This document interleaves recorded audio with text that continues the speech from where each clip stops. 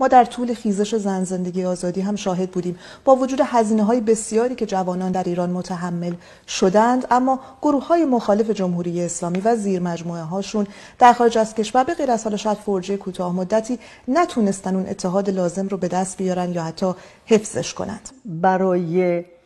اتحاد یک آرمان بزرگتر ما باید دنبال کلاهی از این نمد بر خودمون نباش، بلکه باید واقعا و حقیقتا به این فکر باشیم که هر چی که داریم بریزیم تو این کاسه،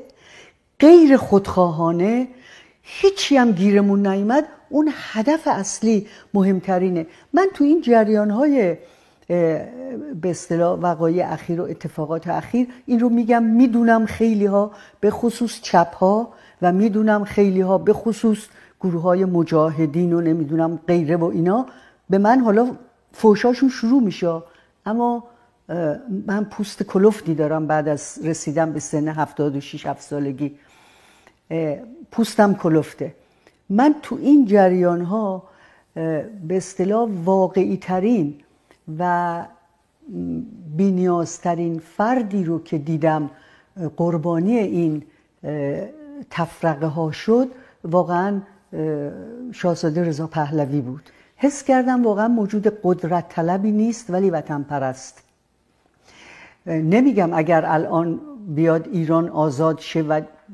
موازنه های جهانی یا اقبال تاریخی یا حمایت مردم به ایشون بگه بیا پادشاه شو، نمیشه. من اینو نمیگم، ادعا نمی کنم و دلیلی هم نداره نپذیره، ولی کن وقتی که میگه من هدفم آزادی ایرانه و دلم میخواد همه گروه ها با این هدف برن جلو، من اعتقاد ندارم همه گروه ها با این هدف. نمیگم هم آدمای بدی بودن، اصلا کسانی بودن که هنوز نیاز به درخشیدن فردی داشتن، هنوز احتیاج داشتن برای اون بیشتر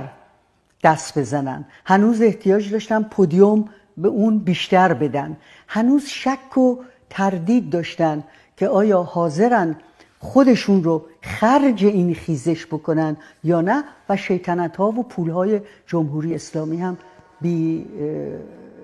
تأثیر نبود.